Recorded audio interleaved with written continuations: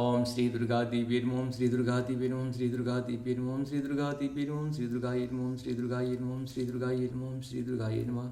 अथ श्री दुर्गा सप्तशती प्रथमोऽध्याय।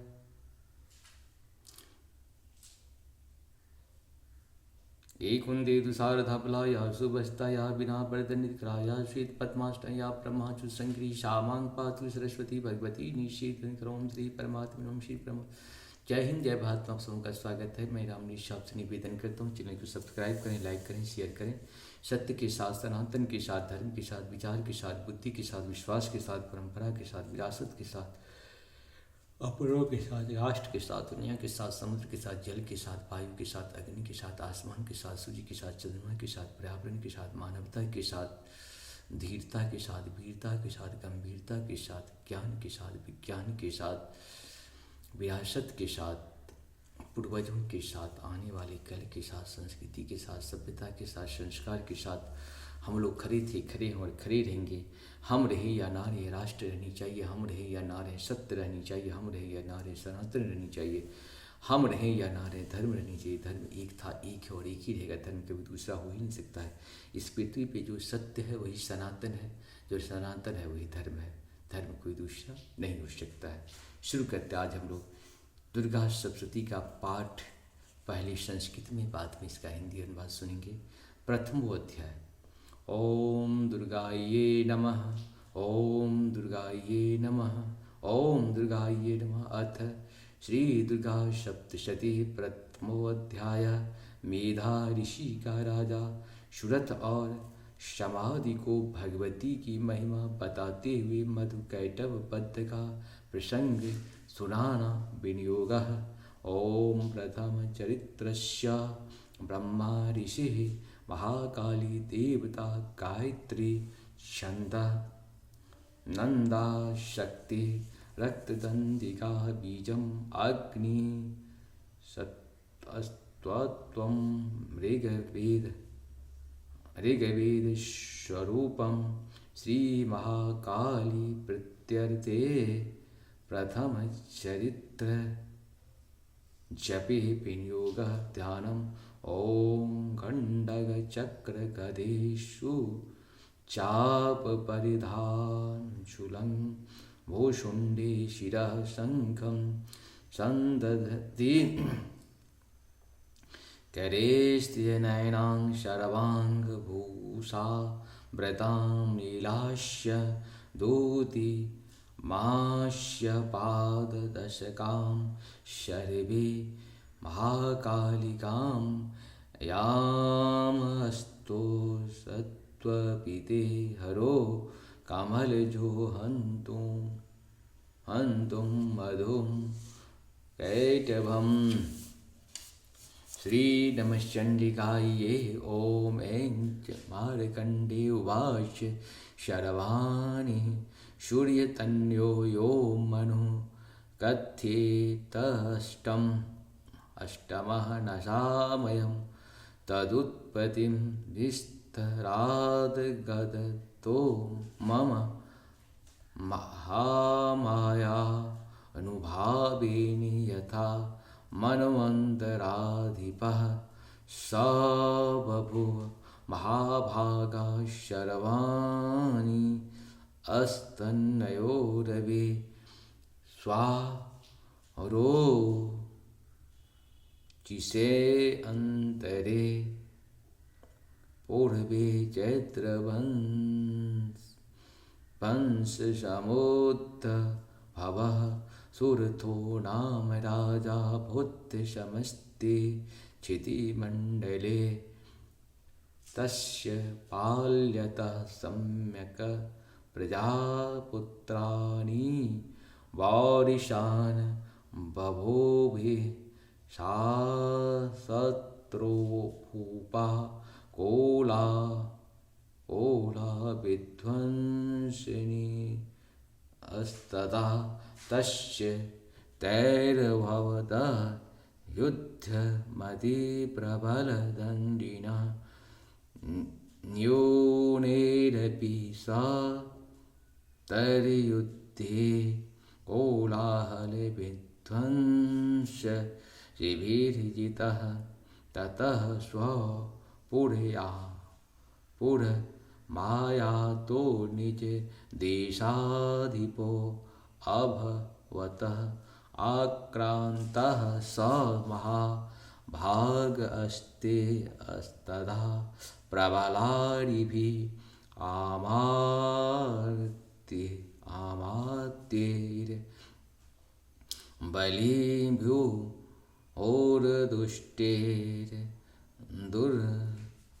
दुर्बलस्य दुरात्मादिभिः कोशो बलं चाप हैत्यं तत्रापि स्वपुरे ततः ततो मृग्याव्याजेन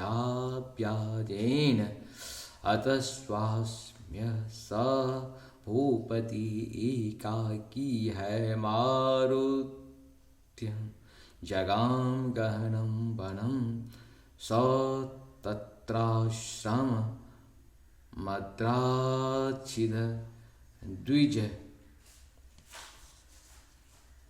द्विजवर्यस्य मेघशः प्रशान्त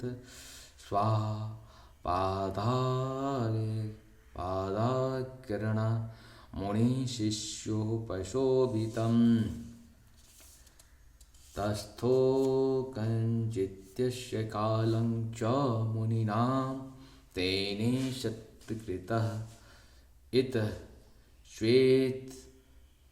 इतश्वेचतस्य विचरन्तम् अस्मिन् मुनिर्वाचसमे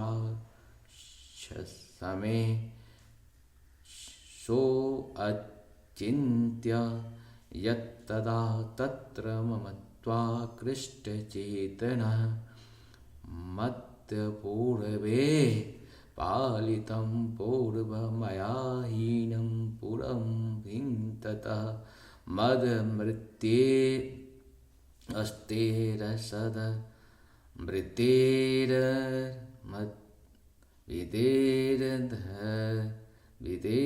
विदेरधर्मतः पाल्यते नो वा न जाने स प्रधानो मे शूरहस्ति सदा मदः मम वीरिवशं यातः कान भोगानुपल्लपश्यति ये मामानुगता नित्यं प्रसादधन भोजने अनुमृतं ध्रुवं ते अद्य कुर्वन्त्यन्य महीभृताम् अशाम्य कप्य यशीलेस्ते कुरु विधिभिः सतत व्यं सञ्चितः सोऽतिदुःखेन क्षयं कोशो गमिष्यति एतच्चान्यच्च सततं चिन्तयामांस पार्थिव तत् विप्राशमाभयाश्रे वैश्यमेकं ददश स च पृष्ठस्तेन कस्त्वभो हेतुश्चाग मने अत्र कः सशोक एव काश्मास्त्वं दुर्मना एव लक्ष्यसे इत्याकर्णे वचस्तस्य भूपति प्रणयोदितं प्रत्युवाच स तं वैश्यः प्रश्यायावनतो निपं वैश्य उवाच समाधिर्णां वैश्यो अहं मृत्युपन्यो धनिनां कुले पुत्र दारेर्निरस्तश्च धनलोभादिसाधुभिः विहीनस्य धनेर्दारेर् पुत्रारादाय मे धनं वनं व्यागतो दुःखी निरस्तशाप्तबन्धुभिः सोऽहं नो वेद्यं पुत्राणां कुशलामिकां प्रवृत्ति स्वजनानां च ताराणां चात्र संस्थितः किं नु तेषां गृहे क्षेमं किं नु साम्प्रतं कथेते किं नु सद्व्रता दुर्व्रताः किं नु ते सुताः राजोवाच वैरिणस्य भवालुब्धे पुत्रादारिभिः तेषु किं भवतः शनेः मनो बन्धनातिमानुषं वैश्यवाच एवमेतद्यथा प्राह भावान् अस्मद्गतः वचः किं करोमि नो बध्नाति मम निष्ठुरतां मनः ये सन्त्यज पितुः शनेहं धनलोब्धेर्निराकृतः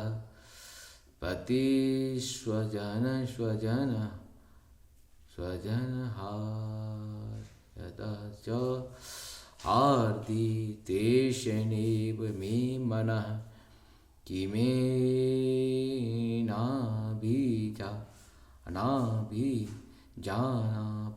महामते यत् प्रेम प्रवणतं चितिं विगुणेष्वपि बन्धुषु तेषां कृते मेनिः श्वासो दौर्मनस्यं च जायेत करोमि किं यन्न मन अस्ते स्वप्रीतिषु निष्ठुरं मार्कण्डेयवाच ततस्तो सहितो विप्रतं मुनिं समुपस्थितो श्री महालक्ष्मी श्री महासरस्वती महिषासुरमर्दिनी शैलपुत्री ब्रह्मचारिणी चंद्रघंटा कुसुमांडा स्कंदमाता कात्यायनी कालरात्रि महागौरी चित्रात्रि समार्धिनां वैश्यो असो स च पार्थ्वी सत्तमः कृत्वा तु यो यथा न्यायम् यथार्हं तेन संविदम् उपविष्टो कथा काश्चिच्चक्रतु दुर्वेश्य पार्थिवो राजोवाच भगवन्स्त्वामहं प्रष्टुमिच्छाम्येकं वदस्व ततः दुःखाय यन्मे मनसः स्वचिता यत्तां विना ममत्वा गतराजस्य राज्यो देष्वखिलेष्वपि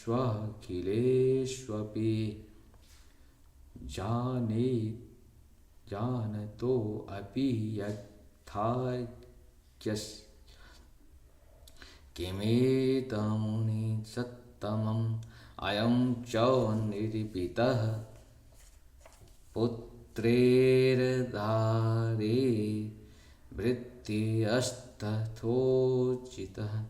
स्वजनेन च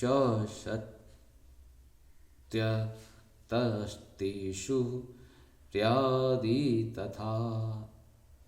तथाप्यति एवमेव तथाहं च दाप्यन्ते दुःखे दुःखितो दुष्टदोषे अपि विश्ये मम त्वाकृष्ट मानसो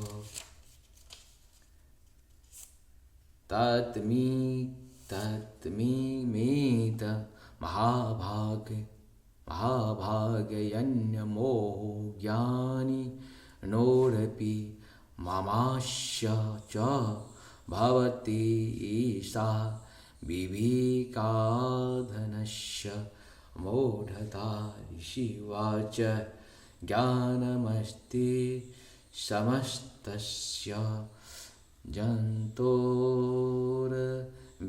जन्तोर्विषयागोचरे विषयश्च महाभागयाति एवं पृथक् पृथक्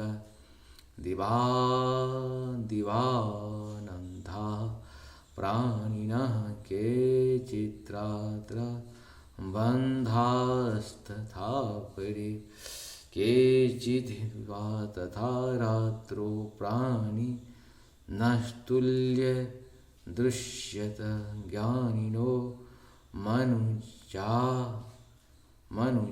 सत्यं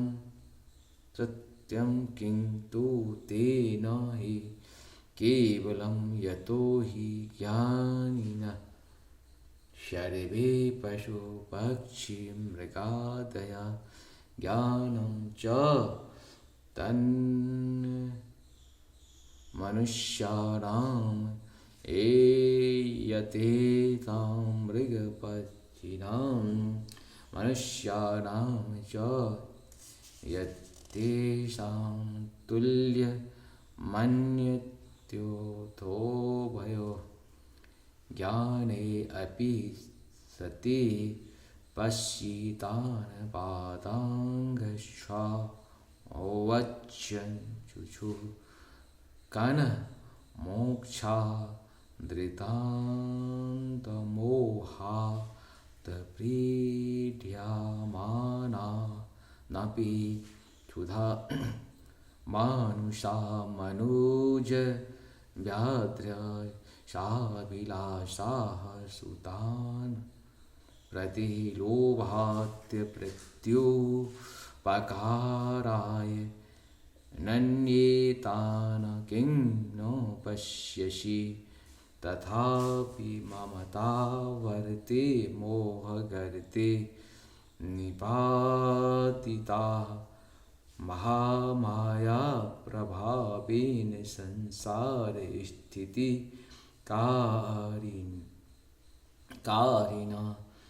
तन्नात्र विस्मयः कार्यो योगनिन्द्रा जगत्पते महामाया हरेश्च स तया सम्मोहयते जगज्ञानिनामपि चेतांसि देवी भगवती सा बलादा कृष्ये मोहाय महामाया पृच्छति तया विसृज्यते विश्वं जगदेतच्चराचरम्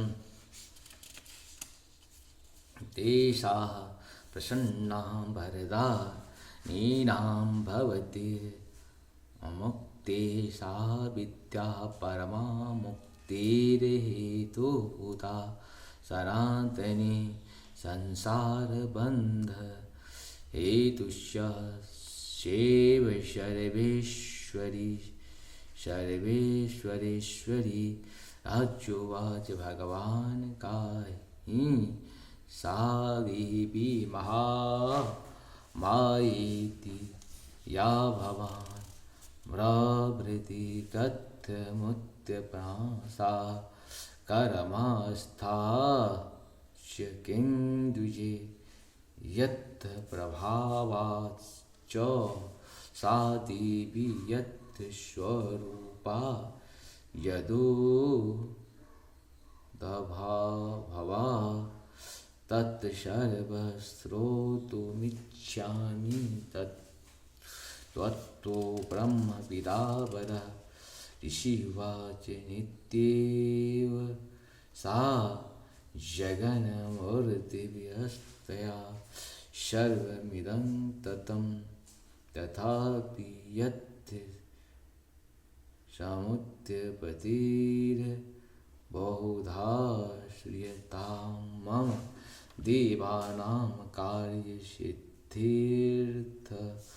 मां विर्भवति सा यदा उत्पन्नेति तदा लोके सा नित्याप्यभिधीयते योगनिन्द्रा यदा विष्णुर्जगत्कारणविकीर्ते अस्त्रियेषु शेषं भक्त्य कल्पन्ते भगवान् प्रभु तथा द्वासुरो घरो विख्यातो मधुकैटभो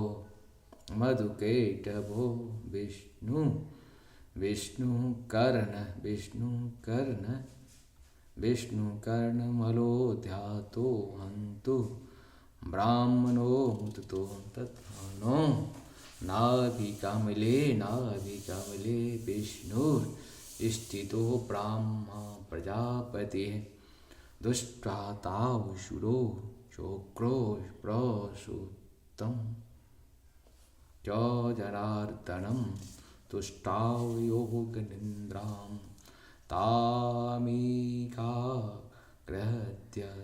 स्थितः विवोर्धनार्थ्यं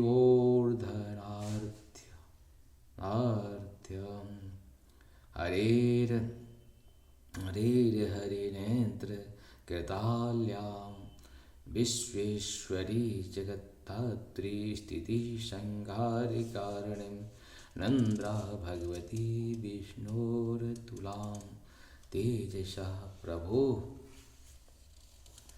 ब्रह्मोवाच त्वं स्वाहा त्वं स्वाधा त्वं ह्रीं वषट्कारकः स्वारात्मिका सुधा त्वं क्षरे नित्ये त्रिधा मात्रात्मिका स्थिता अर्धमात्रस्थिता नित्या यानुर्चार्या विशेषतः त्वमेव सन्ध्या सावित्री त्वं देवी जननी परा त्वयेतदार्ध्यते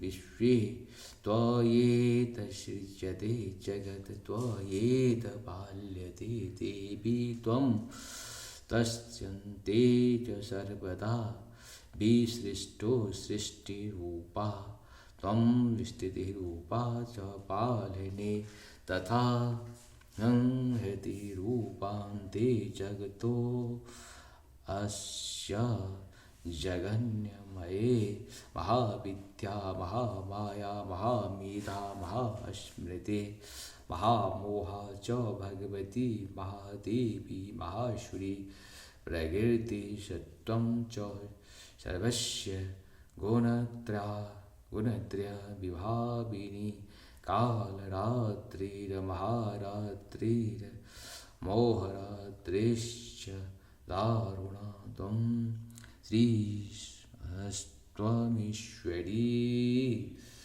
त्वं देश्वं बुद्धिर्बोधलक्षणा लज्जा पुष्टि अस्तथा तुष्टिसत्त्वं शान्तिरेव च खण्डगिनी शूलिनी घोरागर्दिनी चक्रिणी तथा शङ्खिनी चापिनी बाणभुषुण्डी परिधायुधा सौम्या सौम्यतरा शेष सौम्येभ्यः सत्वती सुंदरी परा पराणां परमा त्वमेव परमेश्वरी यच्च किंचित्त्वस्ति सदा सत्त्वाखिलात्मिके तस्य सर्वस्य या शक्तिः सा त्वं किं अस्तु यते अस्तु यशेषधा यदा त्वया जगत्स्रष्टा जगत्यपत्यति जो जगत् सोऽपि निन्द्रावशं नीता कस्त्वत्वास्तोतुमीश्वरः विष्णुशरीरग्रहणमहमीशान एव च कारितास्ति यतो अतस्त्वां कः अस्तोतुं शक्तिमान् भवीति सा त्वमित्यर्थं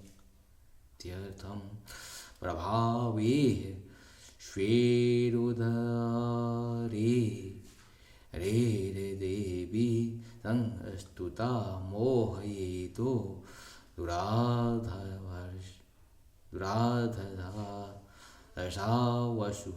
मधुकेटभो प्रबोधो च जगत्स्वाम्यनियतामच्युतो लघु बोधस्य क्रियतामस्य हन्तु मेतो भाशुरे ऋषिवाच एव अस्तु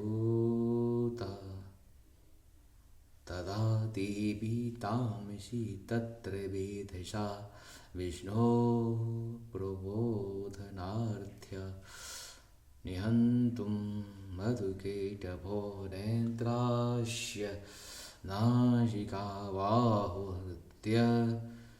हृदयेभ्यः अस्थोरशः निर्गम्य दर्शने तस्थो ब्राह्मणो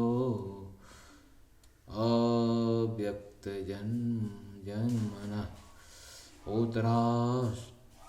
उत्तरास्थो च जगन्नाथ अस्तया मुक्तो जनार्दन एकारण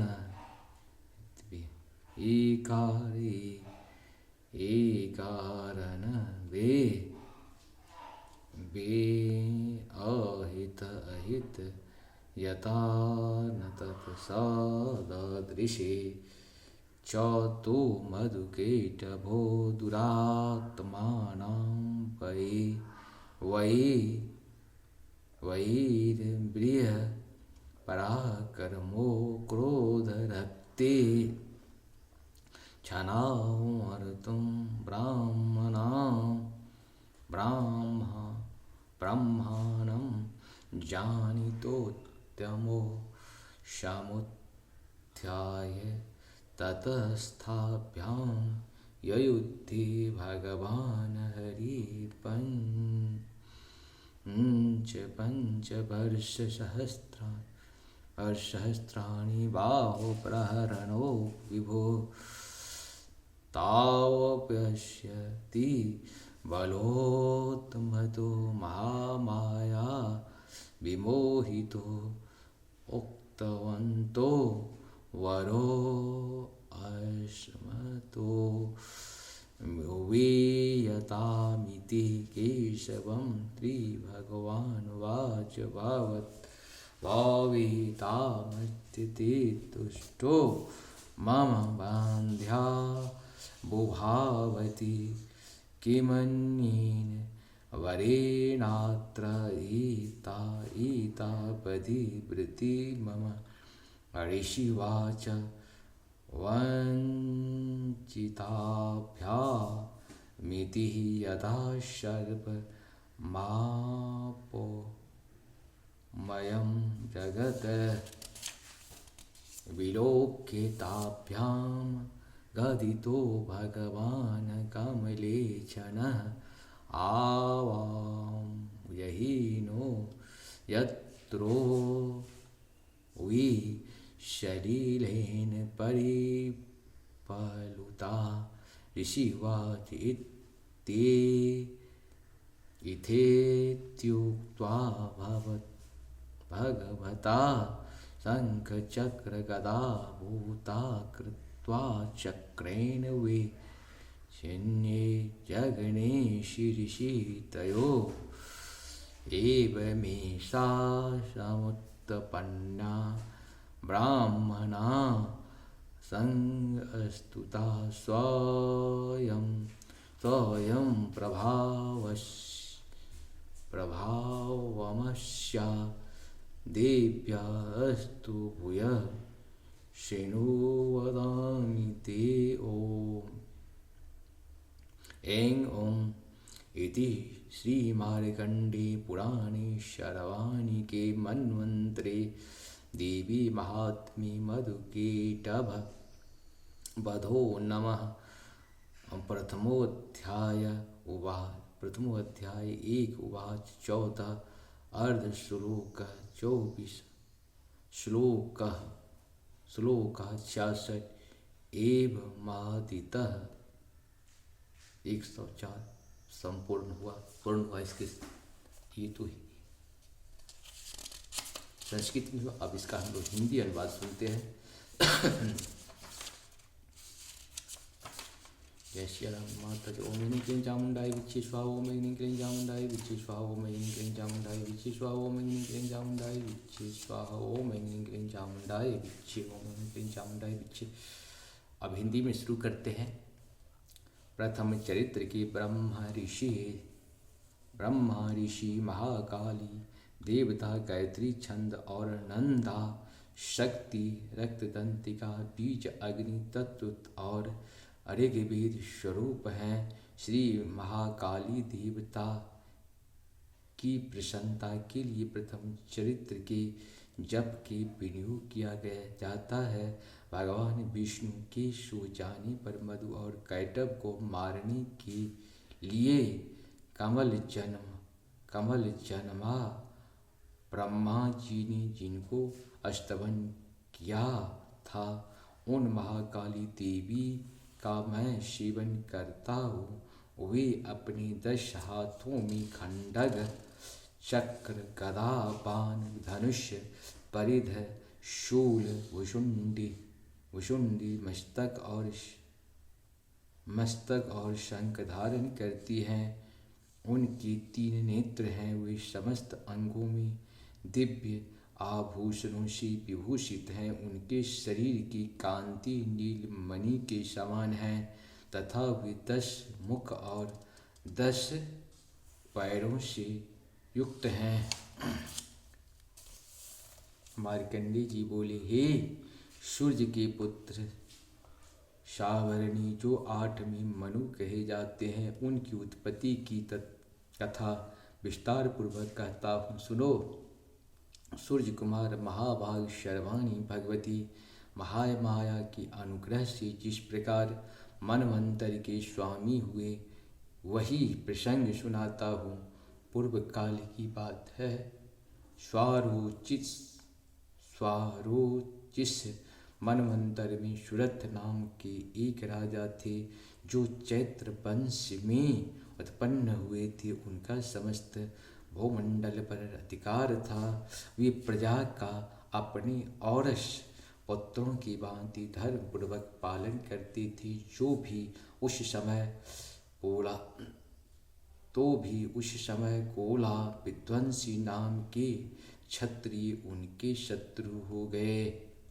राजा सुरथ की दंड नीति बड़ी प्रबल थी। उनका शत्रुओं के साथ संग्राम हुआ। यद्यपि कोला विध्वंसी संख्या में कम थे तो भी राजा सुरथ युद्ध में उनसे परास्त हो गए।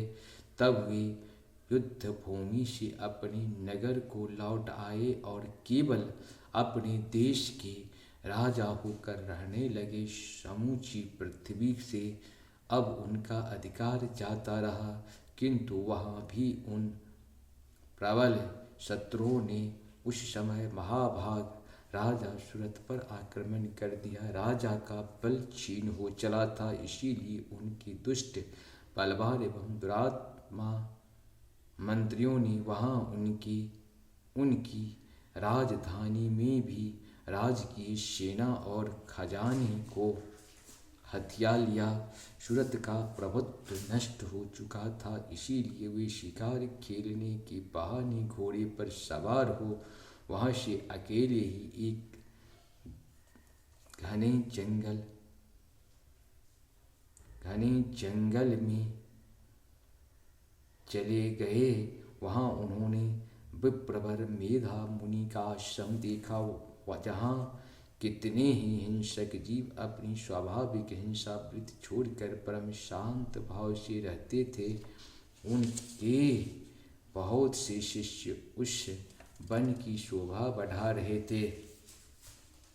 जहाँ जाने पर मुनि ने उनकी सत्कार किया और वे उन मुनि श्रेष्ठों के आश्रम पर इधर उधर विचरते हुए कुछ काल तक रहे।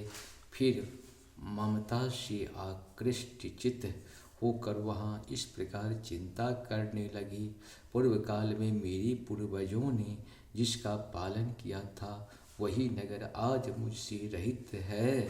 पता नहीं मेरे दुराचारी मृत्युगण उसकी धर्म पूर्वक रक्षा करते हैं या नहीं। जो सदा मद की वर्षा करने वाला और सूरवीर था, वह मेरा प्रधान हाथी अब शत्रुओं के अधीन होकर न जाने किन किन भोगों को भोगता होगा।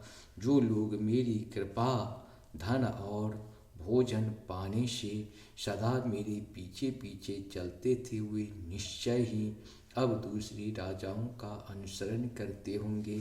उन अपव्ययी लोगों के द्वारा सदा खर्च होते रहने के कारण अत्यंत कष्ट से जमा किया हुआ मेरा वह खजाना खाली हो जाएगा। ये तथा और भी कई बातें राजा सुरथ निरंतर सोचते रहते थे। एक दिन उन्होंने वहाँ विप्रवर मेधा के आश्रम के निकट एक वैश्य को देखा और उनसे पूछा, भाई तुम कौन हो? यहाँ तुम्हारे आने का क्या कारण है?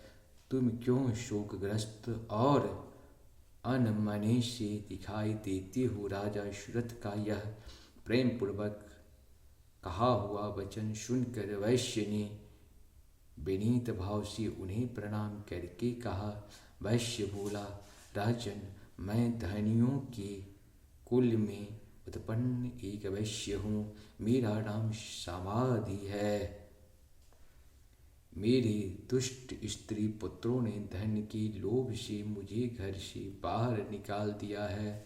मैं इस समय धन, स्त्री और पुत्रों से वंचित हूँ। मेरे विश्वसनीय बंधुओं ने मेरे ही धन लेकर मुझे दूर कर दिया है, इसीलिए दुखी होकर मैं वन में चला आया हूँ। यहाँ रहकर मैं इस बात को नहीं जानता कि मेरे पुत्रों की, स्त्री की और स्वजनों की कुल कुशल हैं या नहीं। इस समय घर में वे कुशल से रहते हैं अथवा उन्हें कोई कष्ट है। वे मेरे पुत्र कैसे हैं? क्या वे सदाचारी हैं अथवा दुराचारी हो गए हैं? राजा ने पूछा। जिन लोभी स्त्री, पुत्र आदि ने धन के कारण तुम्हें घर से निकाल दिया, उनके प्रति तुम्हारे चित्त में इतना स्नेह का बंधन क्यों है? वैश्य बोला, आप मेरे विषय में जैसी बात कहते हैं वह सब ठीक है, किंतु क्या करूं? मेरा मन निष्ठुरता नहीं धारण करता। जिन्होंने धन के लोभ में पड़कर पिता के स्नेह, पति की प्रेम तथा आत्मीय जन के प्रति अनुराग को तिलांजलि दे मुझे घर से निकाल दिया। उन्हीं के प्रति मेरे हृदय में इतना स्नेह है। महामते, गुणहीन बंधुओं के प्रति भी जो मेरा चित्त इस प्रकार प्रेम मग्न हो रहा है, यह क्या है? इस बात को मैं जानकर भी नहीं जान पाता। उनके लिए मैं लंबी सांसें ले रहा हूँ। मेरा हृदय अत्यंत दुखित हो रहा है। उन लोगों में प्रेम का सर्वथा अभाव है, तो भी उनके प्रति जो मेरा मन निष्ठुर नहीं हो पाता, इसके लिए क्या करूं? मार्कंडेय जी कहते हैं, ब्राह्मण तदंतर राजा से श्रेष्ठ। ओम श्री महाकाली ओम श्री महालक्ष्मी नमः। ओम श्री महासरस्वती नमः। ओम श्री महिषासुरमर्दिन्ये नमः। ओम श्री शैलपुत्र्ये नमः। ओम श्री ब्रह्मचारिण्ये नमः। ओम चंद्रघंटाये नमः। ओम श्री कुसुमांडा नमः। ओम श्री स्कंदमाता नमः। ओम श्री कात्यायनी नमः। ओम श्री कालरात्रिये नमः। ओम श्री महागौरी ते नमः। ओम श्री सिद्धात्रिये नमः। सूरत और वह समाधि नामक वैश्य दोनों साथ साथ मेधा मुनि की सेवा में उपस्थित हुए और उनके साथ यथा योग्य न्यायानुकूल विनयपूर्वक वार्ता करके बैठे। तत्पश्चात वैश्य और राजा ने कुछ वार्तालाप आरंभ किया। राजा ने कहा, भगवन, मैं आपसे एक बात पूछना चाहता हूँ, उसे बताइए। मेरा चित्त अपने अधीन न होने के कारण वह बात मेरे मन को बहुत दुख देती है। जो राज्य मेरे हाथ से चला गया और उसके संपूर्ण अंगों में मेरी ममता बनी हुई है। मुनिश्रेष्ठ, यह जानते हुए कि वह अब मेरा नहीं है, अज्ञानियों की